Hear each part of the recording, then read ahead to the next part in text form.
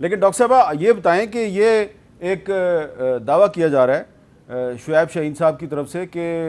اگر پرویز الہی صاحب جو ہیں وہ آپ کی پارٹی جس کو ایک کنگز پارٹی قرار دے رہے ہیں اگر وہ اس میں شمولیت کا اعلان کر دیں تو ان کی رہائی بھی ہو جائیں گی، ان کے خلاف تمام مقدمات بھی ختم ہو جائیں گے۔ سب سے پہلے میر صاحب میں یہ شعیب شاہین صاحب سے پوچھنا چاہتی ہوں کہ یہ پاکستان تحریک انصاف کے اسپوکس پرسن کی حیثیت سے یہاں موجود ہے یا سپریم کورٹ کے کسی آفس بیرر کے طور پہ نمائندگی کر رہے ہیں یا وہ ان کا اس وقت ایک پاکستانی شہری کی حیثیت سے جو اپنے شناخت اور تعارف ہے وہ عوام کو بتانا ضروری ہے۔ اچھا یہ میں پوچھ کے ایک منٹ ذرا شعیب شاہین صاحب آپ کا تعارف میں نے کرایا کور کمیٹی کے ممبر کو، ایک منٹ ذرا ان کا پوچھ تو لینا وہ ہے کیا، آپ ان کی شناخت پوچھ رہی ہیں، کیا شناخت ہے آپ کی؟ میری تینوں پوزیشنز ہیں، پہلا بحیثیت شہری، دوسرا کور کمیٹی کے ممبر تحریک انصاف کی حیثیت سے، اور چوتھا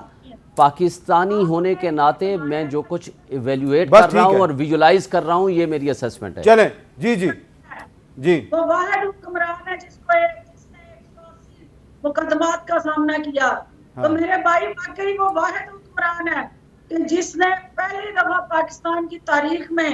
وہ کام جو دہشت گرد کرتے تھے، GHQ پہ حملے کرتے تھے، پاکستان کے قومی اثاثوں پہ بے توقیری کر کے حملہ آور ہو کے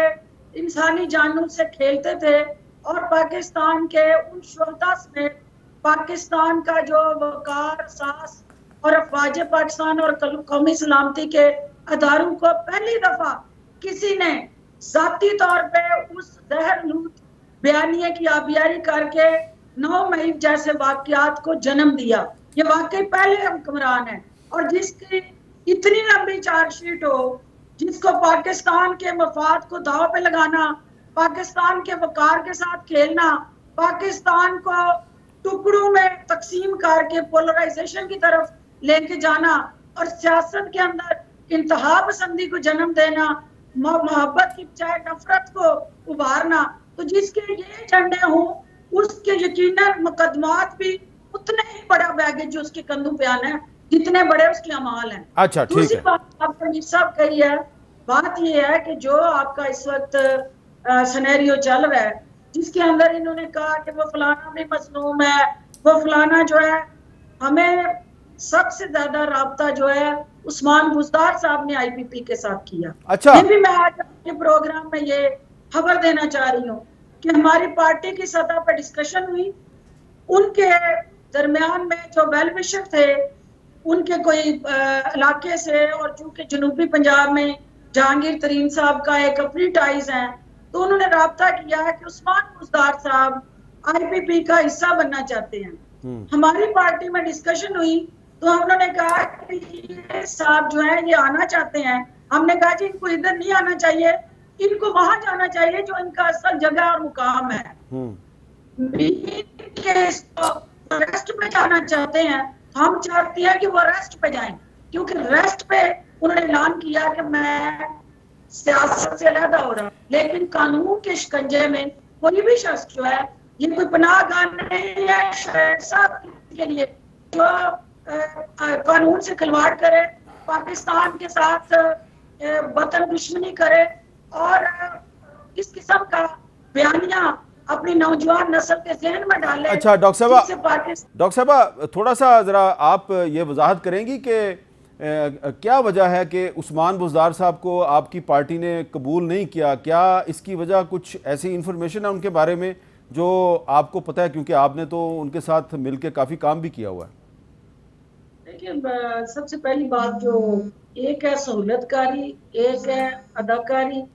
اور وہ ایک ہے آپ کے مہمان اداکار۔ اچھا، اور وہ مہمان اداکار کی طور پہ پاکستان کی سیاست میں آئے تھے، اور آپ کو پتہ ہے کہ جس طرح سے ان کی ڈوریاں ہلا کے بنی گالا میں ماشاءاللہ شعیب صاحب کے پسندیدہ ہیرو جو ہے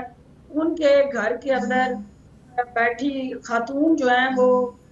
پورے کے پورے پاکستان کے پولیٹیکل سٹرکچر کو چلاتی رہی ہیں، تو شعیب شاہین صاحب کی تو رونمائی میں نے اس وقت نہیں دیکھی تھی کہ وہ کسی کو جا کے یہ بتانے کے قابل ہوتے، سمجھانے کے قابل ہوتے اور ان کو ریئلائز کراتے کہ جناب یہ جو ہو رہا ہے یہ پاکستان کے ساتھ ظلم ہو رہا ہے، زیادتی ہو رہی ہے، اور یہ جو شخص ہے جو آپ نے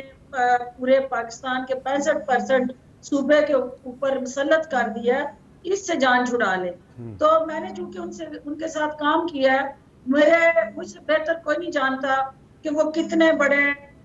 گرو تھے اور کتنا بڑا ان کا جو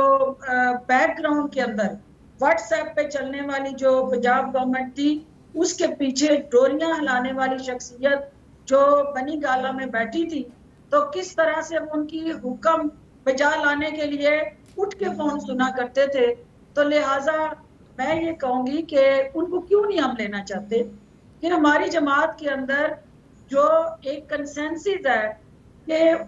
پاکستان تحریک انصاف کا کارکن ہونا، ہمیں کوئی شوق نہیں ہے کہ کوئی پریس کانفرنس کرے گا تو ہم اس کو ویلکم کر لیں گے۔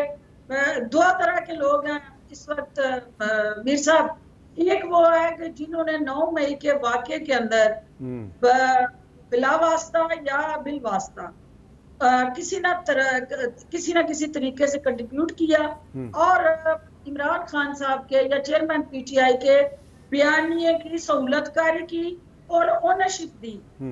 دوسری طرح کے وہ لوگ ہیں جنہوں نے ہمیشہ پارٹی کے اندر بیٹھ کے، کیبنٹس کے اندر بیٹھ کے اس بیانیے سے اپنے آپ کو ڈسوسیٹ کیا اور چیئرمین پی ٹی آئی سے ڈانٹ بھی کھائی اور انہوں نے ان میٹنگز کو بلانا بھی بند کیا میرس میں۔ اب اس کے اندر آپ نے دیکھنا یہ ہے کہ اس وقت پاکستان کے اندر جو صورتحال چل رہی ہے، 9 مئی کے بعد آپ کی پاکستان کی وہ جو سونامی بپا کرنے والی جماعت تھی، اس نے پاکستان کی سیاست کے اندر زلزلہ بپا کیا ہوا ہے، کیونکہ اس وقت یہ کیا درا جس سے ملک گزر رہا ہے، یہ 9 مئی جیسے واقعات کے بعد جو سیاسی صورتحال ہے جس کا بہت زیادہ درد تکلیف اور دکھ شعیب شہید صاحب کو ہے، کاش ان کو ساتھ یہ بھی مذمت کریں وہ کہ جنہوں نے یہ سارے اعمال سرزد کیے ان کا بھی محاسبہ ہونا چاہیے، بالکل ٹھیک ہے، ان کو بھی قانون کے کٹارے میں آنا چاہیے۔ اچھا چلیں، کیونکہ پاکستان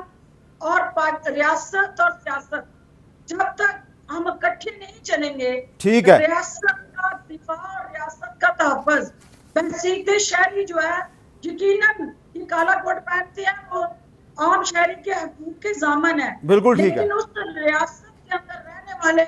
کسی شہری کے فرائض بھی ہیں، تو شعیب صاحب آپ کے ساتھ ساتھ پلیز فرائض بھی بتایا کریں۔ اچھا ٹھیک ہے، میں ان سے پوچھتا ہوں، فرائض اور حقوق میں بیلنس نہیں ہوگا، میں ان سے پاکستان پوچھتا ہوں، آگے نہیں بڑھ سکتا۔